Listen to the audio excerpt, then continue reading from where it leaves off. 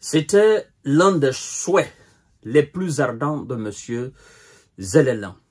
Et hier, d'ailleurs, il a dit ouvertement, hier, donc 11 février 2025, il a dit ouvertement, lors de son interview avec, je crois bien, le média britannique qu'on appelle le Guardian. Et qu'est-ce qu'il a dit, M. Zelensky? Que la Russie a rejeté aujourd'hui avec fermeté.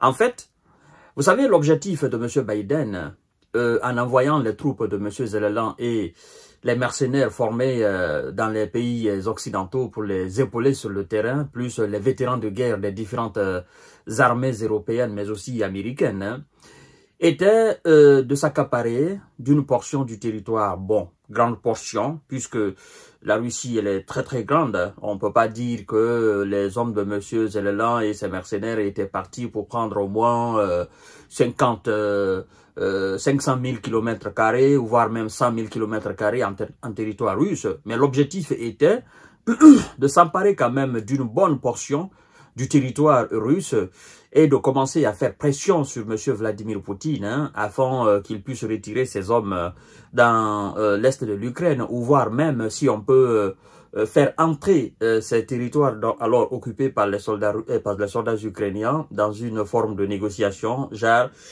je te cède ça pour que tu me cèdes aussi une partie de mon territoire que tu occupes. Voilà, c'était l'objectif principal.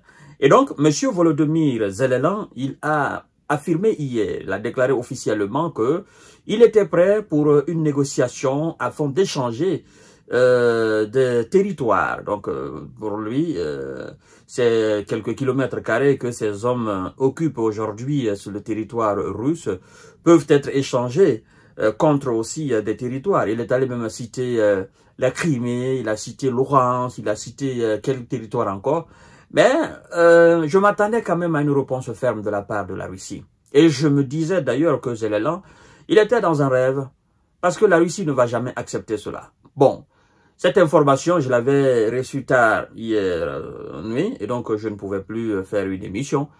Et je me suis dit, bon, je m'attends à ce que la Russie fasse une réponse, et en même temps, on va passer aux choses sérieuses. Et c'est ce qui est fait ce matin, mesdames et messieurs et mesdemoiselles. Donc, nous allons entrer dans les détails tout à l'heure. Ce que la Russie a dit par rapport à cette idée de M. Zelensky. Et c'est le porte-parole du Kremlin, n'est-ce pas, qui fait cette sortie. Mais vous savez, porte-parole de la présidence, hein, il faudrait que la présidence soit d'accord pour qu'il aille dire. Lui ne dit absolument rien de lui-même. Hein. Tout ce qu'il dit, ça a été préparé minutieusement par la présidence. Il le dit avec mesure en plus. Voilà, il n'ajoute absolument rien, il ne diminue rien. Ce qu'on lui dit d'aller dire, c'est ce qu'il va dire. Voilà. Il s'agit de M. Dmitry Peskov, le porte-parole du Kremlin. Mais mesdames et messieurs, si vous n'êtes pas encore abonné à notre chaîne YouTube Quand j'y visionnaire le vrai, nous vous invitons à le faire. Vous likez aussi la vidéo, et le fait d'activer la cloche de notification vous permet de recevoir nos émissions en temps réel dès que nous les postons. Et nous vous invitons aussi à les partager, c'est très important, liker, mettez assez de cœur. Chacune de vos actions, y compris aussi des commentaires, chacune de vos actions donne un de plus à notre chaîne. Je veux dire, ça contribue à l'émergence, au développement, parce que le but c'est d'atteindre le 1 million d'abonnés et d'informer le maximum de personnes à travers le monde entier. Ça c'est premièrement. Et nous avons aussi une nouvelle page Facebook. Nous avons une très belle communauté sur Facebook qui est en train de faire du bon travail, hein, en partageant nos émissions, parce qu'ils savent que ça fait maintenant, depuis 2022, nous sommes avec eux sur Facebook. Et voilà, nous, de temps en autre, nous avons eu d'énormes difficultés avec nos anciennes pages Facebook, comme vous constatez. Et donc, chaque fois, nous créons des nouvelles hein, pour vous faire plaisir. Et donc, je compte sur vous aussi. Allez-y, jetez un coup d'œil sur Facebook. La page s'appelle le Géopolitologue. Si vous avez un compte ou si vous avez une page, vous écrivez le Géopolitologue. Dans votre barre de recherche, vous verrez notre nouvelle page. Vous vous abonnez là-dessus, vous likez, vous partagez la vidéo. Merci beaucoup, mesdames et messieurs et mesdemoiselles, pour ces actions et pour ces bonnes volontés. Le Kremlin, alors, pour revenir à nos mots étons, le Kremlin rejette l'idée d'un échange de territoire occupé avec l'Ukraine. Ah, alors, allons-y en profondeur. Le Kremlin a balayé ce mercredi, donc 12 février 2025, l'idée d'un échange de territoires occupés entre Kiev et Moscou dans le cadre de négociations de paix. Éventualité souhaitée la veille par le président ukrainien Volodymyr Zelensky. Éventualité soulevée la veille, donc le mardi hier, comme je vous ai dit tout à l'heure. Alors, M. Vladimir Poutine dit ceci, parce que quand vous entendez M. Dmitri Peskov dire quelque chose, c'est Vladimir Poutine qui l'a autorisé à le dire. Et donc, c'est comme un ambassadeur. Un ambassadeur ne dira jamais quelque chose que son président ne lui a pas instruit. Non. Surtout pour des questions hautement stratégiques et hautement sensibles.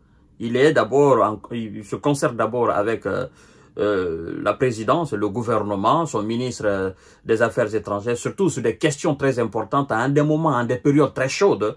Et voilà, l'ambassadeur dit exactement ce que le président dit de lui dire.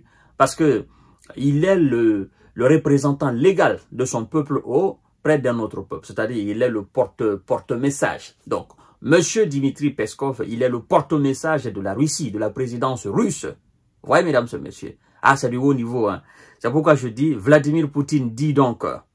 Alors, Monsieur Vladimir Poutine dit donc, c'est impossible. La Russie n'a jamais discuté et ne discutera jamais d'un échange impliquant son territoire, a déclaré le porte-parole de la présidence russe, Dmitri Peskov. En assurant que les forces ukrainiennes et leurs mercenaires, occupant une petite partie de l'oblast de Kursk seront anéantis ou chassés. Fin de citation. Alors, Monsieur Zelensky, je crois que vous disiez certainement, ils vont le vouloir. Nous allons essayer de changer la petite portion qu'on occupe sur leur territoire avec quelques petites portions aussi chez nous.